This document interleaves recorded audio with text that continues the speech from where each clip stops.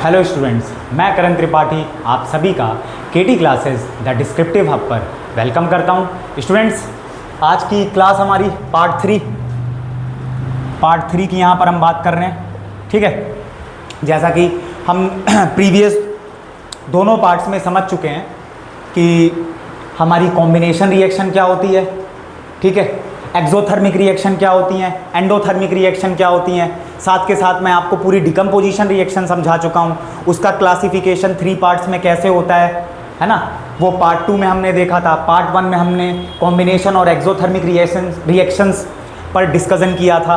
अब हम आ रहे हैं पार्ट 3 में, जैसे कि मैंने आपसे प्रॉमिस किया था कि पार्ट 3 में हम लेकर आएंगे, एकदम 1 बाय 1 करके हम चल रहे हैं। तो डिकम्पोजिशन रिएक्शन जहाँ ख़त्म हुई उससे आगे अब अगली रिएक्शन की हम यहाँ पर बात कर रहे हैं, और अगली रिएक्शन है आपकी डिस्प्लेसमेंट रिएक्शन।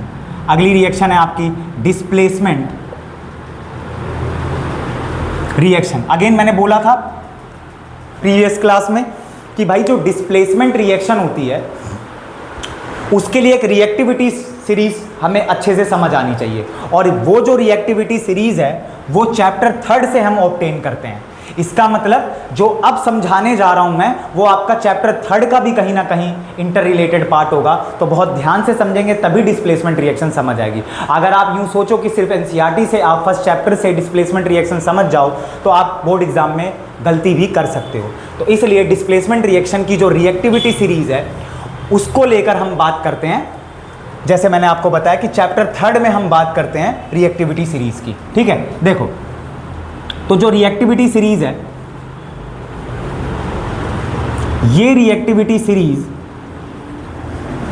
है ना, इसके अंदर बहुत सारे मेटल्स पर हम डिस्कशन करेंगे, और जब वो सारी चीजें आप समझ जाओगे तब आप डिस्प्लेसमेंट रिएक्शन का प्रोडक्ट बनाना भी सीख जाओगे। बात आ रही समझ में? तो देखो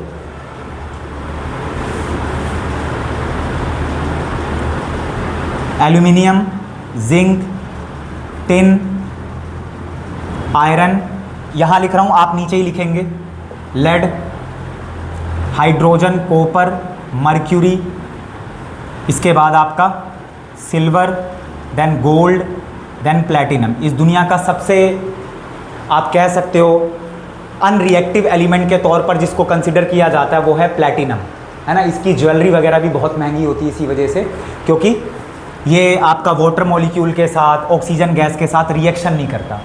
तो हम कर क्या रहे हैं करण भैया, हम तो डिस्प्लेसमेंट रिएक्शन कर रहे हैं। और डिस्प्लेसमेंट रिएक्शन में इतने सारे मेटल्स की ज़रूरत कैसे पड़ गई? क्योंकि एग्जाम्पल कैसा भी आ सकता है डिस्प्लेसमेंट रिएक्शन में। तो आप ध्यान देंगे यहाँ पर, अब ये आपको नीचे ही बनाना, मैंने बोला है कि साइड में मत कर देना।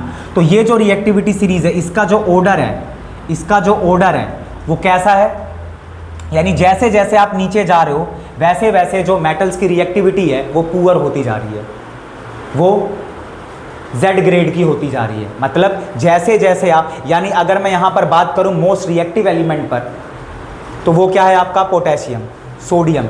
इसी वजह से इनको कैरोसिन ऑयल में भी इमर्ज करके रखते हैं। 3rd चैप्टर का ये क्वेश्चन है। मैंने आपको बताया कि अब जो डिस्प्लेसमेंट रिएक्शन मैं आपको समझाने जा रहा हूँ, क्योंकि वो रिएक्टिविटी सीरीज से जुड़ी हुई है, तो कुछ क्वेश्चंस यहाँ पर हम चैप्टर 3 के भी यहाँ पर डिस्कस कर लेंगे। आ रही है बात समझ में? तो आपको ध्यान रखना है कि रिएक्टिविटी सीरीज में मैंने जैसे बोला पोटेशियम, अब पोटेशियम को अगर कॉपर से कंपेयर करें, जैसे मान लो या सोडियम है या मान लो एल्यूमिनियम है, अगर आपने एल्यूमिनियम मेटल लिया और इसको अगर जिंक सल्फेट से रिएक्ट करा दिया तो आपके पास प्रोडक्ट क्या बनेगा? यही है डिस्प्लेसमेंट रिएक्शन। यानी डिस्प्लेसमेंट रिएक्शन का मतलब होता है एक तो सिंगल एलिमेंट होगा, कंपाउंड स्टेट में होना नहीं चाहिए, एक तो सिंगल एलिमेंट होगा, और दूसरा जो आयोनिक कंपाउंड होगा उसके अंदर भी एक मेटल होना कंपलसरी है, बाकी नॉन मेटल्स होंगे। तो ऐसी रिएक्शन को हम डिस्प्लेसमेंट रिएक्शन कहते हैं। कैसे भैया? प्रोडक्ट तो बना ही नहीं। तो प्रोडक्ट आप बनाओगे, और प्रोडक्ट कैसे बनेगा आपका? तो आपको ध्यान रखना है कि ये जो ये आपका एक रिएक्टिव मेटल है। एल्यूमिनियम आपका क्या है? एक रिएक्टिव मेटल है, और ये जो रिएक्टिव मेटल है ये जिंक सल्फेट के साथ रिएक्शन करेगा, और जब ये जिंक सल्फेट के साथ रिएक्शन करेगा तो एल्यूमिनियम जीत जाएगा, इसलिए रिएक्टिविटी सीरीज आपको कराई है। अब जरा एल्यूमिनियम देखो कहाँ पर है और जरा जिंक देखो कहाँ पर है, कहीं मिला? ये रहा। तो एल्यूमिनियम से जिंक जो है वो क्या है, रिएक्टिविटी के मामले में थोड़ा सा नीचे है। तो जो भी आपका सिंगल एलिमेंट होगा, यानी जो भी आपका मेटल होगा, उसका रिएक्टिव होना बहुत जरूरी है जो कंपाउंड के अंदर मेटल फंसा हुआ है। अगर ये रिएक्टिव ना हो और रिएक्टिव ज़्यादा ये हो तो ये रिएक्शन ही आगे नहीं बढ़ेगी, तब डिस्प्लेसमेंट रिएक्शन इसको कहीं से भी नहीं कहेंगे। आई बात समझ में? तो यानी हमारे पास क्या आएगा, ये एल्यूमिनियम जिंक को डिस्प्लेस कर देगा, ये एल्यूमिनियम जिंक को डिस्प्लेस कर देगा और एल्यूमिनियम नॉन मेटल्स के साथ कंबाइन करके एल्यूमिनियम सल्फेट बना लेगा। एल्यूमिनियम सल्फेट बनाने का मतलब क्या है, सल्फेट की वैलेंसी होती है 2 और एल्यूमिनियम की वैलेंसी होती है 3। तो यानी आपके पास एल्यूमिनियम सल्फेट आ चुका है प्लस में जिंक। ये एक डिस्प्लेसमेंट रिएक्शन का एग्जाम्पल है। बात आई समझ में? आई होप डिस्प्लेसमेंट रिएक्शन आप अच्छे से समझ पाए होंगे। अब कैसी भी रिएक्शन आप, एक बार मैं फिर से रिवाइज करा दे रहा हूँ। अच्छा, मैं आपको ये पोटेशियम और सोडियम की रिएक्टिविटी के बारे में बता रहा था। तो पोटेशियम सोडियम इस धरती के मोस्ट रिएक्टिव एलिमेंट्स हैं। पोटेशियम और सोडियम इस धरती के मोस्ट रिएक्टिव एलिमेंट्स में से एक हैं। इसी वजह से चैप्टर 3 में एक क्वेश्चन आता है, थोड़ा सा यहाँ पर समझ लेते हैं कि पोटेशियम और सोडियम को कैरोसिन ऑयल में इमर्ज करके क्यों रखा जाता है। वो इसी वजह से ऑक्सीजन की एब्सेंस में, वाटर मॉलिक्यूल की एब्सेंस में, क्योंकि अगर पोटेशियम सोडियम को कहीं भी पानी दिखा, कहीं भी ऑक्सीजन गैस दिखी, ये तुरंत फायर कैच कर लेंगे। बात आ रही समझ में? यानी अगर आप कैरोसिन ऑयल में भर के पोटेशियम और सोडियम को ओशन में लेकर उतर जाओ, अब आप उतर चुके हो, ठीक है, अब आपने निकाला बैग में से कैरोसिन ऑयल जिसके अंदर सोडियम और पोटेशियम को इमर्ज कर रखा है। यानी आप पानी के अंदर भी अगर कैरोसिन ऑयल से निकाल के पोटेशियम और सोडियम को फेंक देते हो तब भी आग लग जाएगी, क्योंकि पानी के अंदर भी क्या है, पानी के अंदर भी क्या है, ऑक्सीजन मॉलिक्यूल है। एयर के अंदर क्या है, ऑक्सीजन मॉलिक्यूल है। इतनी वॉयलेंट रिएक्शन होती है, इतनी खतरनाक रिएक्शन होती है कि तुरंत फायर कैच हो जाएगी, क्योंकि हाइड्रोजन गैस इवॉल्व होती है। अब ये बचा हुआ पार्ट चैप्टर 3 के लिए छोड़ देते हैं, वहाँ डिटेल में समझेंगे। अभी आपको मैंने ये बताया कि रिएक्टिविटी सीरीज का मतलब क्या है। तो रिएक्टिविटी सीरीज का मतलब है स्टूडेंट्स कि यहाँ पर आप देख रहे हो ये मेटल्स धीरे धीरे जैसे जैसे नीचे उतर रहे हो वैसे वैसे रिएक्टिविटी क्या हो रही है, पुअर होती जा रही है। वैसे वैसे मेटल्स क्या हो रहा है, पोटेशियम और प्लैटिनम को अगर हम कंपेयर करेंगे तो most reactive element, most reactive metal और वहीं पर लीस्ट रिएक्टिव मेटल। तो जो जितना लीस्ट होगा वो उतना कम रिएक्शन करेगा और जो जितना टॉप पर होगा उसको कोई चीज मिल जाए तुरंत रिएक्शन कर लेगा। और ये तो इतने वॉयलेंटली रिएक्शन करते हैं, इसी वजह से इनको कैरोसिन ऑयल में इमर्ज करके रखा जाता है in the absence of oxygen molecule. Got it और नॉट? तो यानी इस तरीके से आपको डिस्प्लेसमेंट रिएक्शन ध्यान रखनी है। स्टेटमेंट मैं नहीं बनवाऊंगा, स्टेटमेंट आप खुद से अब बनाएंगे, ठीक है। मैं हिंदी में बोल रहा हूँ, इंग्लिश में आपको कन्वर्ट करना है कि जो रिएक्टिव मेटल है वो डिस्प्लेस करेगा अपने से लीस्ट रिएक्टिव मेटल को उसके कंपाउंड से, और तब जाके आपके पास प्रोडक्ट बनेगा एल्यूमिनियम सल्फेट प्लस में zinc metal. I hope displacement reaction समझ आई होगी। और कुछ भी ले सकते हो आप, जैसे मान लो मैंने यहाँ पर लिया क्या लूँ हिमांशु, H2O प्लस में Cu। मान लो मैंने वाटर मॉलिक्यूल लिया और प्लस में कॉपर, तो यहाँ पर क्या बनेगा मेरे पास। अब H देखो कहाँ पर है, H ऊपर है, Cu नीचे है, तो यानी आपके पास क्या बन जाएगा, CuO और प्लस में H2 गैस।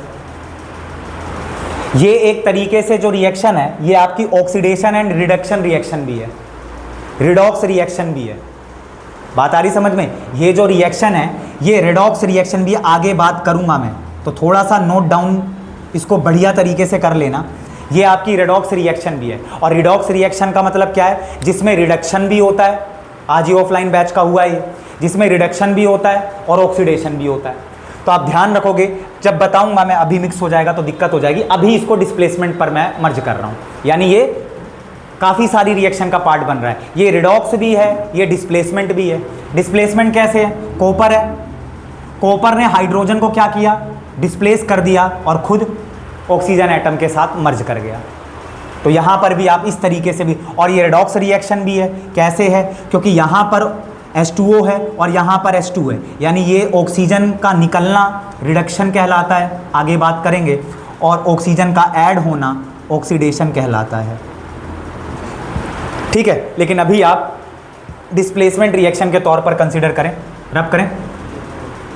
पर ये एग्जाम्पल उतना चलता नहीं है, क्योंकि हम बेसिकली बात कर रहे हैं कि हमारे पास जो एलिमेंट होना चाहिए, मतलब जो आप अपनी शीट में करके आओगे और एग्जामिनर जिसको देखकर खुश होंगे, तो उसके लिए मेटल ही लेना, क्योंकि हाइड्रोजन आपको भी पता है ये बीच में क्या कर रहा है। तो इसको इस तरीके से भी दिखा सकते हो कि हाइड्रोजन के ऊपर वाले ठीक ठाक रिएक्टिव हैं और ऊपर वाले तो खतरनाक ही हैं, है ना, आग लग जाएगी।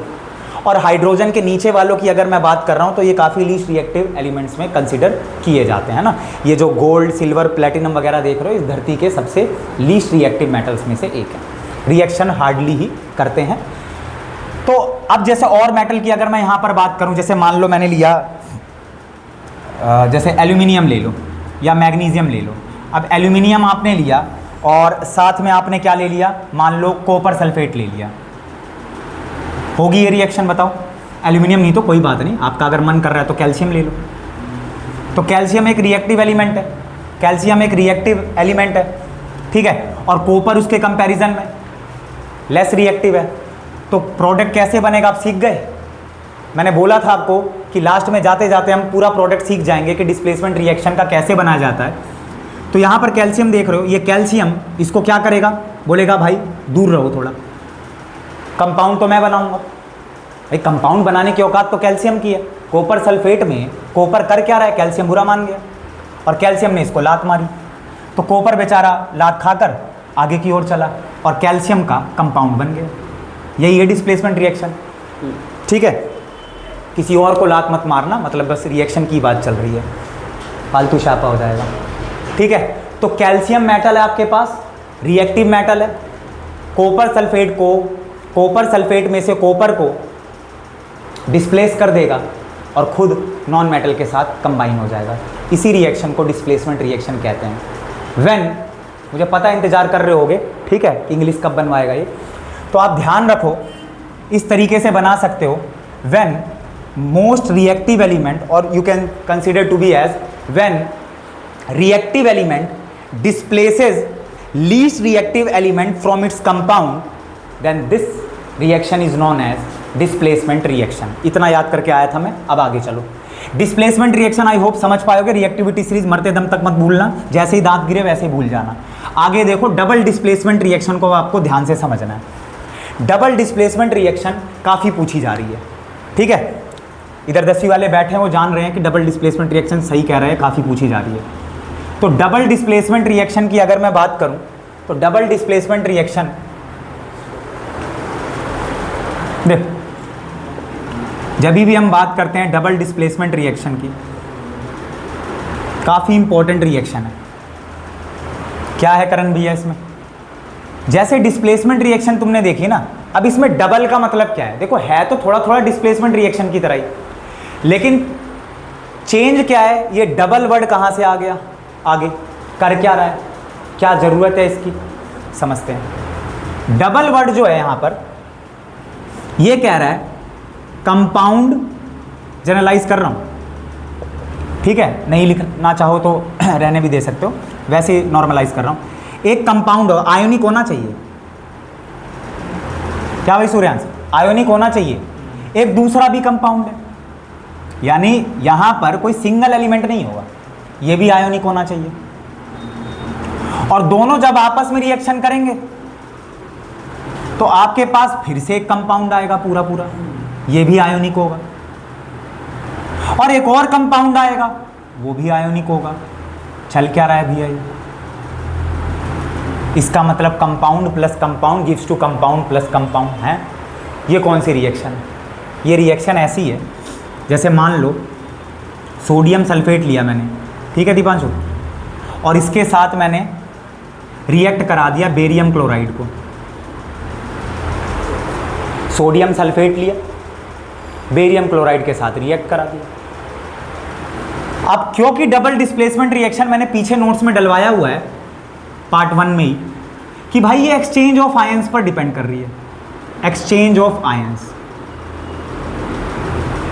exchange of ions take place in this reaction to form two another compounds। बात करी है हमने। तो exchange of ions की अगर हम बात कर रहे हैं तो exchange of ions का मतलब यहां क्या है कि करण भैया जो सोडियम सल्फेट है, ये सोडियम सल्फेट किस तरीके से इसके साथ रिएक्शन करेगा। तो सोडियम सल्फेट को आयंस में तोड़ो, सोडियम आयन, सल्फेट आयन, ठीक है, जहाँ पर सेट किया ना मैंने ये हिल जाएगा। इस बेरियम क्लोराइड की अगर मैं बात करूँ तो बेरियम आयन और क्लोरीन आयन। अब एक्सचेंज ऑफ आयंस का मतलब क्या है भैया कि ये इस कंपाउंड का जो कटायन है वो दूसरे कंपाउंड के अनायन से, नाइन्थ वाले क्या मतलब 10th क्लास में पहुँचे हो तो 9th करके ही पहुँचे होगे, है ना। तो ये सारी चीज़ें आ रही होंगी, नहीं आ रही हैं तो 9th क्लास की वीडियोज़ जाकर देखो मेरी। तो सोडियम आयन क्लोरीन आयन के साथ रिएक्शन करेगा और आपके पास क्या आ जाएगा, कॉमन सॉल्ट का केमिकल फॉर्मूला NaCl, जो आप खाने में डालते हो, मजा आ जाता है आपको। और उसी तरीके से पहले कंपाउंड का एनायन, नॉन मेटल आयन, दूसरे कंपाउंड के कटायन से मर्ज हो जाएगा। तो क्या आएगा आपके पास, बेरियम सल्फेट। ये है रिएक्शन, डबल डिस्प्लेसमेंट रिएक्शन। यानी जब भी हम डबल डिस्प्लेसमेंट रिएक्शन की बात करते हैं तो काफ़ी स्मार्ट रिएक्शन है, क्योंकि यहाँ पर बात हो रही है आयंस की, आयंस को एक्सचेंज करने की। और आयंस को कैसे एक्सचेंज कर रहे हैं, पहले वाले का मेटल आयन दूसरे वाले के नॉन मेटल आयन के साथ मर्ज कर जाएगा, दूसरे वाले का मेटल आयन पहले वाले के नॉन मेटल आयन के साथ मर्ज कर जाएगा और आपके पास दो अनदर कंपाउंड आ जाएंगे जो कि दोनों आयोनिक होंगे। पहले भी आयोनिक थे लेकिन अब अलग आ गए, क्योंकि दोनों के बीच में आयंस का एक्सचेंज हो गया और उसकी वजह से जो दो रिजल्ट के रूप में कंपाउंड पैदा हुए वो आपके प्रोडक्ट हो गए। ये है आपकी डबल डिस्प्लेसमेंट रिएक्शन, कुछ है ही नहीं इसमें। और कुछ ले लो, मान लो मैंने कोई रिएक्शन ली, जैसे बताओ, जैसे मान लो मेरे पास है मैग्नीशियम सल्फेट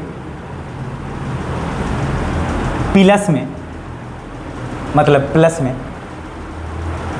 मान लो कोई लो इसके थोड़ा सा लेस रिएक्टिव, तो मैग्नीशियम के सामने मैंने ले लिया जिंक क्लोराइड, मतलब क्लोराइड। तो मैग्नीशियम सल्फेट प्लस में जिंक क्लोराइड, बनाओ प्रोडक्ट। मैग्नीशियम सल्फेट प्लस में जिंक क्लोराइड, इसको इसके आयंस में डिसोसिएट करो, मैग्नीशियम आयन सल्फेट आयन, इसको तोड़ो, zinc ion chloride ion, magnesium ion को क्लोराइड आयन के साथ मर्ज करो, जिंक आयन को सल्फेट आयन के साथ मर्ज करो, दो नए आयोनिक कंपाउंड आ जाएंगे और आप हेंस प्रूव्ड कर दोगे कि भाई ये रिएक्शन भी डबल डिस्प्लेसमेंट रिएक्शन है। दो कंपाउंड रिएक्टेंट में, दो कंपाउंड प्रोडक्ट में, इसकी पहचान। कॉम्बिनेशन की पहचान क्या थी, कम से कम दो रिएक्टेंट हो, एक प्रोडक्ट बने। डिकम्पोजिशन रिएक्शन की क्या पहचान थी, एक रिएक्टेंट हो, कम से कम दो प्रोडक्ट तो हो ही हो, तीन हो बहुत अच्छी बात है, चार हो मज़ा आ गया, तीन में भी मज़ा आया। वहीं अगर डिस्प्लेसमेंट रिएक्शन की हम बात करेंगे तो डिस्प्लेसमेंट रिएक्शन में क्या था आपका, सिंगल एलिमेंट होता था भैया मेटल, और कंपाउंड के साथ रिएक्शन करता था, कंपाउंड में से मेटल को डिस्प्लेस कर देता था, उसे हम डिस्प्लेसमेंट रिएक्शन कहते थे। डबल डिस्प्लेसमेंट रिएक्शन क्या है, आयंस का एक्सचेंज होगा, उससे दो नए कंपाउंड बनेंगे। तो यहाँ पर आपके पास क्या बनेगा, देखो, या तोड़ना नहीं भी है अगर लग रहा है कि ठीक है, क्योंकि ये डिसोसिएशन वगैरह आगे सीखोगे, 4th चैप्टर में भी बताऊंगा और 12th क्लास में भी बताऊंगा। तो ये मैग्नीशियम जो है ये मेटल है, इसका पहले मेटल को लिखा जाता है, 9th क्लास में यही किया होगा आपने, ठीक है। तो मैग्नीशियम जो है ये क्लोरीन के साथ मर्ज करेगा तो आपके पास बनेगा मैग्नीशियम क्लोराइड। बनाने में दिक्कत आ रही है, 9th क्लास की वीडियो जाकर देखो, मैं आपको बार बार बता रहा हूँ। केमिकल फॉर्मूले में अगर आप फंस रहे हो तो 10th क्लास तो बर्बाद हो जाएगी आपकी।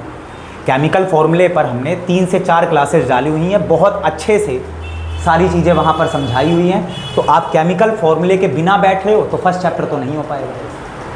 अगर मुझे बोलोगे तो कमेंट सेक्शन में मुझे बताना, मैं केमिकल फॉर्मूले पर एक पूरी क्लास बना दूंगा जिसमें मैं 9th के और 10th के सारे केमिकल फॉर्मूले कवर कर दूंगा कि भाई वैलेंसी किस तरीके से है ना, फिर किस तरीके से क्रॉस मल्टीप्लाई करते हैं, क्या होते हैं कटायन, क्या होते हैं अनायन, है ना, कॉम्प्लेक्स आयन क्या होते हैं, अगर PO4 आ गया उसकी वैलेंसी क्या है ना, अगर NH4 आ गया उसकी वैलेंसी क्या। यहाँ फंसते हैं थोड़ा 9th क्लास वाले, तो मुझे बताओगे तो मैं अगला सेशन अपलोड करूँगा। तो यानी यहाँ पर क्या आपके पास मैग्नीशियम क्लोराइड आ गया। अब ये बनाना आना चाहिए ना आपको, जैसे ये बोलना आना चाहिए पहले तो कि करण भैया यहाँ पर जो मैग्नीशियम आयन है और सल्फेट आयन, यहाँ पर हम डिसोसिएट करेंगे तो जिंक आयन और क्लोरीन आयन। अब आपको पता है मैग्नीशियम आयन क्लोरीन आयन के साथ मर्ज कर जाएगा, तो मैग्नीशियम क्लोरीन जब आपस में मर्ज होंगे तो आपके माइंड में तो ये आ जाएगा कि मैग्नीशियम क्लोराइड बना, पर केमिकल फॉर्मूले में अगर फंस रहे हो तो टीचर फिर थोड़ा दिक्कत तो क्रिएट करेंगे। तो मैग्नीशियम क्लोराइड की अगर मैं बात कर रहा हूँ तो इस तरीके से आपको आना चाहिए कि मैग्नीशियम की वैलेंसी क्या है, क्लोरीन की वैलेंसी क्या है। अब अगर किसी को ये भी नहीं पता कि भाई ये वैलेंसी अगर आप भूल गए तो वैलेंसी निकालने का भी तरीका होता है ना, तो इन सब पर मैं चर्चा कर चुका हूँ 2025 में। तो आप वहाँ पर जाकर अच्छे से चीज़ों को समझो और फिर बैठो इस क्लास में। तो यानी यहाँ पर क्या आ गया आपके पास, मैग्नीशियम क्लोराइड MgCl2 इस तरीके से बनता है। मान लो अब ये तो समझ आ गया कि करण भैया दूसरा कंपाउंड तो हम बताएंगे, चिल्ला रहे हो, लेकिन एटम्स तुमने अगर गलत कर दिए तो कहानी वहीं पर ख़त्म हो जाएगी। तो अगर मैं जिंक सल्फेट की बात कर रहा हूँ तो बोलना भी आ गया आपको, केमिकल नेम भी लिखना आ गया, केमिकल फॉर्मूले में दिक्कत हो जाती है। तो जिंक सल्फेट बनाना है तो इस तरीके से बनाना आना चाहिए आपको कि भाई सल्फेट तो कॉम्प्लेक्स आयन है करण भैया, इसका जो आयन है वही वैलेंसी है। जिंक ये पूरी दुनिया जानती है शायद, ठीक है, पूरी दुनिया नहीं भी जाने तो तुम तो जरूर जानते हो,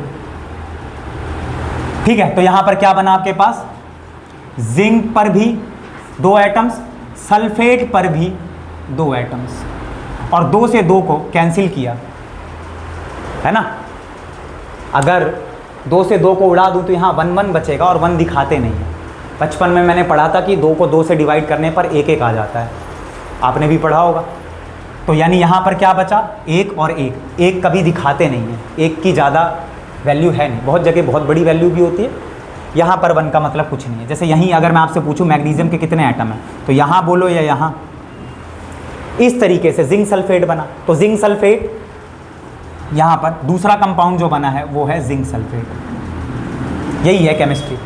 केमिस्ट्री में आप फर्स्ट चैप्टर में प्रोडक्ट बनाना सीखते हो, है ना, नए नए प्रोडक्ट बना रहे हो, लिया पता नहीं क्या था, आया पता नहीं क्या। डिस्प्लेसमेंट रिएक्शन में लिया कुछ और था, 2 सब्सटेंस लिए थे, एक कंपाउंड एक एलिमेंट, आया प्रोडक्ट में कुछ और। डिकम्पोजिशन रिएक्शन में लेड नाइट्रेट लिया था, पता नहीं कहाँ से स्प्लिट होकर लेड ऑक्साइड, नाइट्रोजन डाइऑक्साइड और ऑक्सीजन मॉलिक्यूल आया।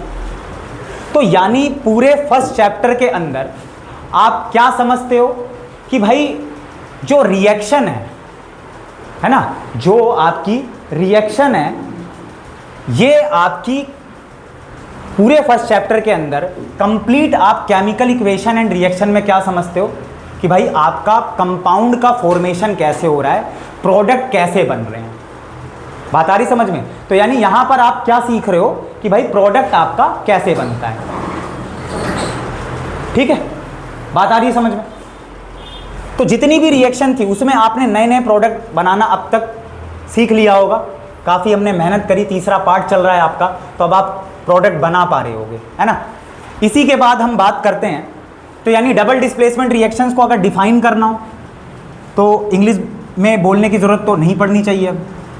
यानी when exchange of ions take place between 2 ionic compound then this will form to another ionic compound, ठीक है, with the help of exchange of ions which had taken place, then this reaction is known as double displacement reaction, ठीक है, कोई भी दिक्कत। तो ये थी हमारी डबल डिस्प्लेसमेंट रिएक्शन। जैसे कि मैंने बोला था आज सारी रिएक्शन कवर हो जाएंगी। इसके बाद लास्ट रिएक्शन है जिसका मैंने पहले भी एग्जांपल दिया आपको, रिडॉक्स रिएक्शन। किसका दिया था, कॉपर का दिया था शायद मैंने अभी तुम्हें थोड़ी देर पहले, कॉपर और पानी का शायद। और ये बात समझ में। तो रिडॉक्स रिएक्शन में मैंने क्या बोला कि RED का मतलब है रिडक्शन और OX का मतलब है ऑक्सीडेशन, और RED का मतलब है रिडक्शन। तो यानी जिस रिएक्शन के अंदर ये दोनों चीज हो, ऑक्सीडेशन भी हो और रिडक्शन भी हो। रिडॉक्स रिएक्शन का मतलब क्या है? जिस रिएक्शन के अंदर ऑक्सीडेशन भी हो और रिडक्शन भी हो। कहने का तात्पर्य क्या बैठा यहां पर? तो जैसे अगर आपने कॉपर लिया और कॉपर को H2O से रिएक्ट कर दिया, तो आपके पास क्या आएगा प्रोडक्ट में? कॉपर ऑक्साइड और प्लस में H2। सही बात है? बताओ, सही है ये? तो पूरी तरीके से रिएक्शन गलत है। क्या देख रहे थे अभी तक मुझे? ये रिएक्शन आपकी गलत कैसे है? इसीलिए हमने थर्ड चैप्टर की हेल्प ली थी, इसीलिए हमने रिएक्टिविटी सीरीज पढ़ी। कॉपर के पास बेटा इतना पोटेंशियल नहीं है कि वो हाइड्रोजन को डिस्प्लेस कर पाए, क्योंकि याद करो H के नीचे हैं सारे metal. Cu, Hg, Ag, Au, Pt की अगर आप बात करोगे तो ये सब तो नीचे हैं, और मैंने हाइड्रोजन के नीचे वाला ही तो लिया मेटल। तो कॉपर कैसे डिस्प्लेस करेगा हाइड्रोजन को भाई? H2O में से, H2O एक कंपाउंड है, इसमें H को ये कैसे डिस्प्लेस करेगा? क्योंकि H से तो नीचे है। अब जल्दीबाजी में हम यही करते हैं कि कंपाउंड बनाकर प्रोडक्ट बनाकर बैठ जाते हैं, और जबकि वो रिएक्शन होगी ही नहीं, क्योंकि रिएक्टिविटी सीरीज को ही आप फेल कर रहे हो। बात आ रही समझ में? तो थोड़ा सा ध्यान रखो, है ना? ऐसी छोटी छोटी अगर मिस्टेक करोगे तो फिर 100 में 100 से रह जाओगे, है ना? तो देखो, रिडॉक्स रिएक्शन की अगर हम बात करें तो जिसके अंदर ऑक्सीडेशन भी और रिडक्शन भी है, 4 बातें आपको ध्यान रखनी है। एक, addition of oxygen, addition of oxygen to any substance is known as oxidation. दूसरा, removal of hydrogen from any substance also known as oxidation. वहीं अगर मैं, ये तो हो गया आपका ऑक्सीडेशन, कोई भी दिक्कत? तो बहुत छोटी बात है, ऐसा तो है नहीं हमने कोई भी रॉकेट बनाना अभी तक तो सीख नहीं पाए हैं, है ना? वहीं अगर मैं बात करूं रिडक्शन की, तो रिडक्शन में आपको ध्यान रखना है कि रिडक्शन रिएक्शन में भी 2 बातें हैं। एक, हाइड्रोजन का एडिशन, यानी एडिशन ऑफ हाइड्रोजन। वहीं अगर मैं दूसरे पॉइंट को कंसीडर करूं तो रिमूवल ऑफ ऑक्सीजन। थोड़ा बहुत लिंक कर पा रहे होगे। पहले के 2 पॉइंट भी अगर आपको पता है तो अगले 2 पॉइंट्स आप जनरेट भी कर सकते हो। बेसिकली हमारी क्लास में आपको चीज़ें जनरेट ही करनी है ना? थिंकिंग क्रिएचर की जो मैं बात करता हूँ, तो वो आपको थोड़ा सा बनना है। चीज़ों को रटोगे, ठीक है, रिजल्ट बनेगा आपका, लेकिन उस रिजल्ट में अगर कॉन्सेप्ट नहीं है तो ज़्यादा कुछ कर नहीं पाओगे आप। बात आ रही समझ में? तो ऑक्सीडेशन रिडक्शन यहाँ तक नोट करो पहले जल्दी से, ठीक है? कुछ भी ऐसा नहीं है कि यहाँ पर हमने कोई कोडिंग वगैरह करी हो, है ना, या कोई लिक्विड फ्यूल इंजन यहाँ पर जनरेट किया हो, ऐसा कुछ भी नहीं किया हमने। हमने ऑक्सीडेशन समझा और हमने रिडक्शन समझा भी नहीं है, शायद हमने अभी लिखा है, और अभी आप कर रहे होगे, सॉरी मार रहे होगे रट्टाफिकेशन, वो नहीं करना, ठीक है? वो अगर किया तो बोर्ड में जो एग्जामिनर बैठे हैं वो थोड़ा सा भी रिएक्शन को टेस्ट करेंगे, वहाँ मर जाओगे आप। देखो, ऑक्सीडेशन एंड रिडक्शन, जैसे एक एग्जांपल अभी मैंने लिया था, उस पर अप्लाई करना, उस पर अप्लाई कर लो। मैं लेने जा रहा हूँ हाइड्रोजन सल्फाइड का एग्जांपल। हाइड्रोजन सल्फाइड को अगर मैं क्लोरीन मॉलिक्यूल दे दूँ, अब यहाँ दिक्कत होती ही होती है, सल्फर एटम आएगा और साथ में HCl, बैलेंस करना है तो कर लो। ये एक रिएक्शन है, ये एक केमिकल इक्वेशन है आपकी। अब इसके अंदर दिक्कत ही दिक्कत क्रिएट हो जाएगी अगर आपने रटा है। दरअसल क्या होता है स्टूडेंट्स, आपको उनमें से नहीं बनना जो सिर्फ पहला पॉइंट लेकर भाग जाएं, यानी ऑक्सीजन का किसी सब्सटेंस में ऐड हो जाना तो ऑक्सीडेशन है, हाइड्रोजन का किसी सब्सटेंस में ऐड हो जाना रिडक्शन है। लेकिन अगर इसका ट्विस्टेड पॉइंट अगर आपको ध्यान में नहीं है तो फिर ये रिएक्शन नहीं कर पाओगे। इसमें अगर 4 पार्ट में अगर आपसे पूछ लिया गया ऑक्सीडाइज्ड सब्सटेंस बताओ, 4 क्वेश्चन पूछे जाते हैं इस पर 4 पार्ट में। ऑक्सीडाइज्ड सब्सटेंस, रिड्यूस्ड सब्सटेंस, वहीं अगर मैं बात करूं ऑक्सीडाइजिंग एजेंट,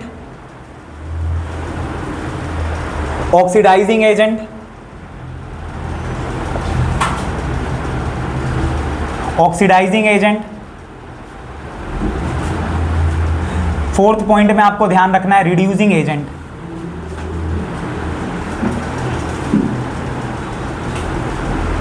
है ना, तो oxidised substance, reduced substance, oxidising agent, reducing agent. इस तरीके से आपसे 4 पार्ट में क्वेश्चन पूछ लिए जाते हैं। कुछ भी नहीं, आपको सिंपल इतना सा ध्यान रख, पहले इसको मैं इधर कर देता हूं वरना। चलो देखो, हाइड्रोजन था, हाइड्रोजन है ही नहीं, तो क्या हुआ ये? जो याद किया वो बताओ, ऑक्सीडेशन है ये। कैसे ऑक्सीडेशन? क्योंकि करण भैया यहाँ पर हाइड्रोजन सल्फाइड है, तो जरूरी नहीं है ना कि ऑक्सीजन ही बार बार ऐड होकर ऑक्सीडेशन को कंप्लीट करे। भाई हाइड्रोजन निकल भी तो सकता है, निकल गया। वही यहाँ पर देख रहे हो क्लोरीन मॉलिक्यूल है। अच्छा, चारों का आंसर जो होता है वो रिएक्टेंट में से ही होता है, ये बात मत भूलना, है ना। मतलब मान लो एग्जामिनेशन हॉल में खुदा ना खास्ता कुछ हो गया, आपको थोड़ा सा ज़्यादा नर्वस हो गए, उससे एंजाइटी अगर ज़्यादा डेवलप हो गई, तो कई बार होता है कॉन्सेप्ट भूल भी सकते हो अगर अच्छे से क्लास में मेंटली प्रेजेंट नहीं हुए हो। तो ध्यान रखना, चारों का आंसर मैं ट्रिक भी बता दूंगा लास्ट में, लेकिन पहले कॉन्सेप्ट समझ लो, बाद में फिर ट्रिक कुछ होती नहीं है। ट्रिक एक तरीके से मतलब फिंगर्स पर आप रख सकते हो उन चीज़ों को, और थोड़ा सा रिकॉल करने में आसानी होती है। तो ऑक्सीडाइज्ड सब्सटेंस क्या है यहाँ पर? H2S। रिड्यूस्ड सब्सटेंस क्या है? हाइड्रोजन का ऐड हो जाना, रिडक्शन होता है। हाइड्रोजन का निकल जाना ऑक्सीडेशन, हाइड्रोजन का ऐड हो जाना रिडक्शन। ठीक है अंशी, समझ आ रहा है? तो रिड्यूस्ड सब्सटेंस क्या है यहाँ पर? रिड्यूस्ड सब्सटेंस बताओ मेरे को, तो वो है क्लोरीन मॉलिक्यूल। अब देखो, इसी को पलट दो। ऑक्सीडाइजिंग एजेंट क्या होता है? एक ऐसा सब्सटेंस जो ऑक्सीडेशन में हेल्प करे। ऑक्सीडेशन किसका हुआ है? H2S का हुआ है। मदद किसने करी है? क्लोरीन मॉलिक्यूल ने। तो इसका मतलब ध्यान रखना, जो भी रिड्यूस्ड सब्सटेंस होगा वो ऑक्सीडाइजिंग एजेंट ही होगा 100%। वहीं अगर मैं बात करूं रिड्यूसिंग एजेंट की, तब आप समझ गए, जब रिएक्टेंट ही 2 हैं तो रिड्यूसिंग एजेंट का आंसर क्या होगा? Hydrogen sulphide. लेकिन ये काम करना नहीं है, क्योंकि इससे ज़्यादा आगे तक जा नहीं पाओगे आप। रिएक्शन और भी है मेरे पास। अगर मैं यहाँ पर मैंगनीज की रिएक्शन लेकर आऊँ ना, तो आप ब्लास्ट कर जाओगे। मैंगनीज की रिएक्शन ऐसी है, वहाँ पर और ज़्यादा पहचान नहीं हो पाती ऑक्सीजन की। ठीक है, तो आपको ध्यान रखना है कि यहाँ पर ऑक्सीडाइजिंग एजेंट क्या हुआ, क्यों हुआ, इस चीज़ को लास्ट में दोनों पार्ट को समझ लो। ठीक है, क्योंकि अब है ऑफलाइन बैच स्पोकन इंग्लिश का। ठीक है, देखो ध्यान से, ऑक्सीडाइजिंग एजेंट क्या है? ध्यान रखना कि ऑक्सीडाइजिंग एजेंट Cl2 कैसे हुआ। आप ध्यान से देखो, Cl2 जो है यहाँ पर वो रिस्पॉन्सिबल है भाई। अगर Cl2 हो ही ना, तो जिंदगी में कभी भी हाइड्रोजन सल्फाइड का ऑक्सीडेशन नहीं हो सकता। ये Cl नहीं तो इसका H खाया है बेटा। ये Cl2 अगर यहां ना हो तो H लेगा कौन? और जब तक ये इसका H निकालेगा नहीं, तब तक इसका ऑक्सीडेशन होगा नहीं। हाँ, तो chlorine molecule is that substance which oxidises H2S into sulphur atom. बोलिए, यहां तक ठीक है?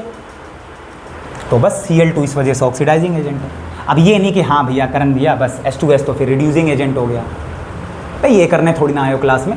रिड्यूसिंग एजेंट भी कैसे हुआ वो भी समझ लो। यानी H2S को मैं रिड्यूसिंग एजेंट क्यों बोल रहा हूँ? इसलिए बोल रहा हूँ रिड्यूसिंग एजेंट, क्योंकि अगर H2S ना हो तो Cl का कभी भी रिडक्शन हो सकता है। Cl बोल दिया, किसी ने ठीक भी नहीं किया मेरे को। Cl2 chlorine molecule. तो अगर क्लोरीन मॉलिक्यूल का यहां रिडक्शन होते हुए देख रहे हो HCl में, तो ये कैसे हुआ ये रिडक्शन? तो ये रिडक्शन हुआ है H2S की वजह से। अगर H2S को यहां से गायब कर दूं तो क्या Cl2 का रिडक्शन होगा? तो here H2S is that substance, आगे की इंग्लिश को जोड़ के बनाओ। तो रिड्यूसिंग एजेंट किस वजह से है H2S, उसको ध्यान से वापस से समझो। क्योंकि H2S ने Cl2 का रिडक्शन कराने में हेल्प करी है। अगर H2S यहां ना हो तो Cl2 को H मिलेगा कैसे? यानी H2S ने अपना हाइड्रोजन लूज करके Cl2 का रिडक्शन कराया है। इस वजह से H2S को मैं कंसीडर कर रहा हूं रिड्यूसिंग एजेंट। तो यानी 2 substance which are responsible for the oxidation, note down करो, देखो मत, 2 substance which are responsible for oxidation is known as oxidising agent, और इसी का उल्टा कर दो, यानी ऐसे सब्सटेंस जो फिर रिडक्शन में हेल्प करेंगे उन्हें मैं रिड्यूसिंग एजेंट बोलूँगा। तो ये सारी बातें आपको ध्यान रखनी है। मिलेंगे फिर नेक्स्ट क्लास में, ठीक है, टाटा बाय बाय।